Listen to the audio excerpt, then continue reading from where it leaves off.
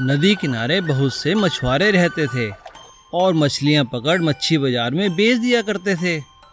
सदक के पिता उसे मछलियां पकड़ने के लिए हमेशा कहते, पर वह पकाना और खाना ही पसंद करता। उसे तली हुई मछली खाना बहुत अच्छा लगता था। एक दिन सदक के पिता ने कहा, देखो बेटा, हम मछुआरे हैं, अब मैं बूढ़ा हो चला हूँ, तुम जाकर मछलियाँ पकड़ो। यूं बस पकाने और खाने का शौक ही अच्छा नहीं है। आप चिंता ना करें पिताजी, मैं समय आने पर सब संभाल लूँगा, पर अभी मुझे मच्छी खाने दो। सदक के पिता की बात का उसके ऊपर कोई असर न हुआ, इसलिए उन्होंने अपने बेटे को सबक सिखाने का सोच लिया और नदी पे जाना छोड़ दिया। पिताजी, आज आप मच्छी पकड़ने नहीं गए? पिता ने कोई जवाब नहीं दिया। ले बेटा, खाना खा ले। ये क्या माँ, सब्जी? मैं नहीं खाऊंगा, आप ही खा लो, मैं अपने लिए मच्छी पका लूंगा। बेटा, आज मच्छी नहीं है, अब से यही खाना होगा। क्या ये सब्जी? मैं नहीं खाऊंगा माँ। नहीं बेटा, ऐसा नहीं कहते। आजकल तुम्हारे पिताजी की तबीयत बिल्कुल ठीक नहीं है, कुछ दिन तक उन्हें आराम चाहिए। अगर वो मच्छी पकड़ने जाएंगे तो उनकी सेहत और खराब होगी। अगर तुम्हें मच्छी खाने का इतना ही दिल है तो तुम खुद जाकर मच्छी पकड़ कर ले आओ।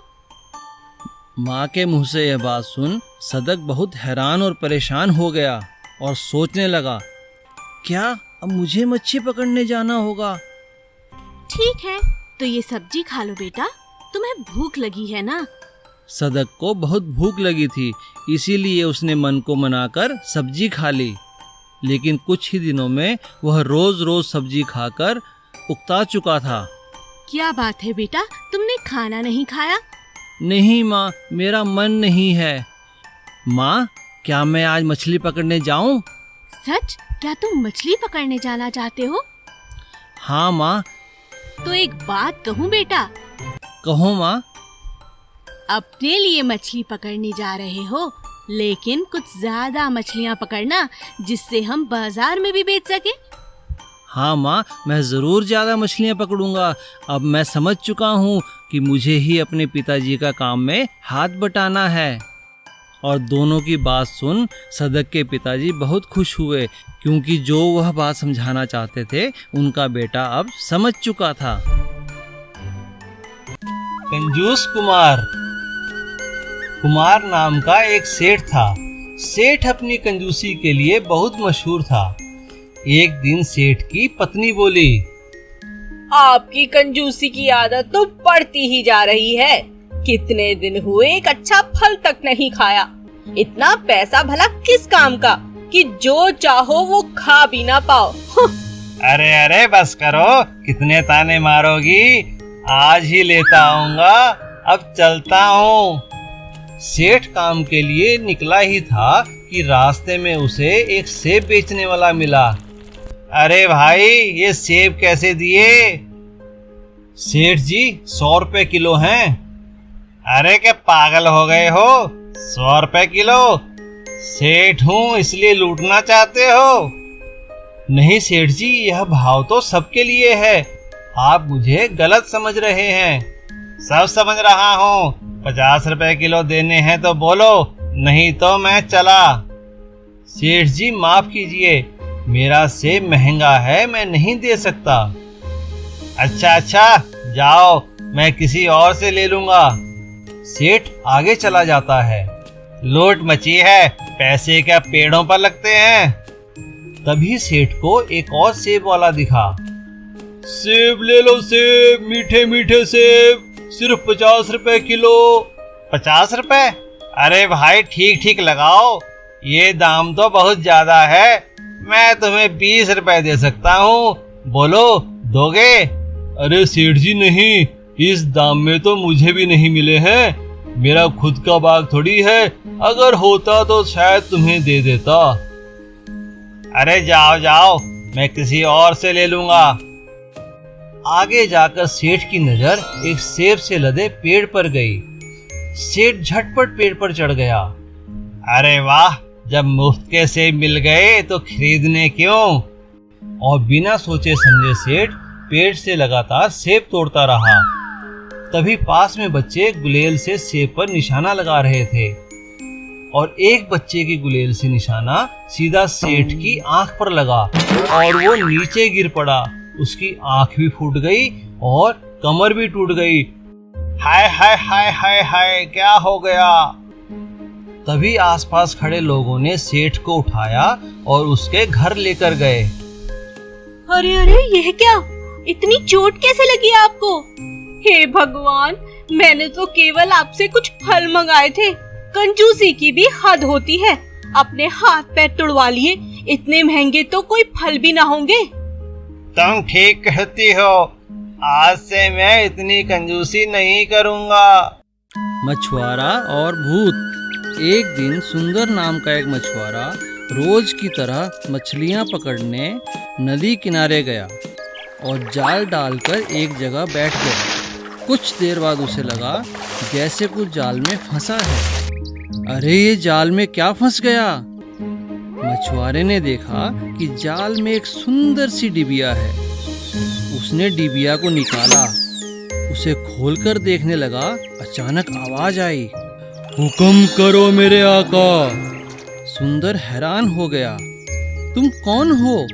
मैं भूत हूँ, आपका सेवक। हुक्म कीजिए, आप जो कहेंगे मैं वही करूँगा। लेकिन याद रहे, काम खत्म होते ही मुझे दूसरा काम चाहिए, नहीं तो मैं तुम्हें मार डालूंगा और तुम भी मेरी तरह भूत बन जाओगे। हा हा हा हा हा। ये क्या किया मैंने? मैं कहाँ फंस गया? जल्दी बोलो, क्या करना है? मछलियाँ पकड़ो और मेरे टोकरे में डालकर घर चलो। भूत ने वैसा ही किया, मछलियाँ पकड़ी और मछुआरे को लेकर घर पहुँच गया। अब क्या करना है, जल्दी बोलो। भूल गए, भूत बन जाओगे मेरी तरह। हाँ हाँ, जल्दी से एक अच्छा सा घर बना दो। जो हुक्म मेरे आका। जब तक भूत ने घर बनाया, सुंदर की पत्नी आ पहुंची। अरे, क्या हुआ? ये भूत यहाँ? सुंदर ने सारी बात अपनी पत्नी को बताई। तभी भूत आ गया। लीजिए मेरे आका, आपका नया घर तैयार है। अब क्या करना है, जल्दी बताइए, जल्दी। पत्नी ने भूत से कहा, हमें भोजन, जेवर और बहुत से घोड़े चाहिए। भूत ने कुछ ही पलों में सारा काम कर दिया। अब क्या हुक्म है मेरे आका। इतने में रात हो गई और फिर सुंदर की पत्नी ने कहा, रात भर आप तारे गिनो और उसके बाद हमारे कुत्ते की पूंछ जो टेढ़ी है उसे सीधा कर दो। जो हुक्म मेरे आका। भूत ने तारे गिनने शुरू किए और परेशान हो गया। कुत्ते की पूंछ भी सीधी करनी चाहिए पर ना कर सका। अरे, 1003, 1004, 1005, नहीं नहीं नहीं नहीं। ओहो, मैं तो परेशान हो गया हूँ, ये काम तो खत्म ही नहीं हो रहा। अगली सुबह तक सुंदर और उसकी पत्नी ने मिलकर एक योजना बनाई। यह क्या, तुमने अभी तक तारे नहीं गिने और कुत्ते की पूंछ भी सीधी नहीं कर पाए? मुझे तो यह कोई ढोंगी लगता है। नहीं, मैं सच में भूत हूँ, बहुत खतरनाक हूँ। क्या आपको याद नहीं, मैं इस डिब्बी में कैद था। तुम और इस छोटी सी डब्बी में कैद? आपको यकीन नहीं होता, ये देखो। भूत ने जैसे ही डिब्बी में प्रवेश किया, सुंदर ने उसे बंद कर दिया और जाकर नदी में बहा दिया। जादुई घड़ा।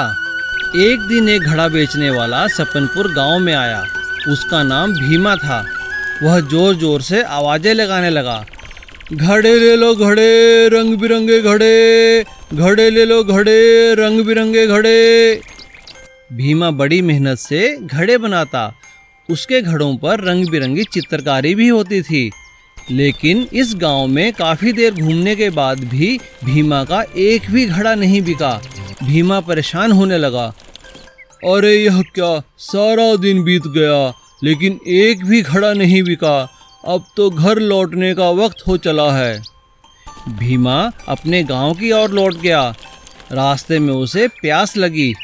बहुत प्यास लग रही है। यहाँ तो कोई नदी और तालाब भी नहीं है। चलो आगे चल के देखता हूँ। भीमा को थोड़ी ही दूर चलने पर एक कुआं दिखा। अरे मिल गया पानी का स्रोत, चलो पानी पी लेता हूँ। भीमा कुएं के पास पहुंचा तो देखा कुएं में रस्सी तो है पर बाल्टी नहीं है। इसीलिए उसने अपने घड़ा रस्सी से बांधा, पानी निकाला और पी लिया। पानी पीकर भीमा ने घड़ा वहीं छोड़ दिया। यह घड़ा यहीं छोड़ देता हूँ, गांव वालों के भी काम आएगा। अगले दिन भीमा फिर गांव में घड़े बेचने आया। घड़े ले लो घड़े, रंग बिरंगे घड़े।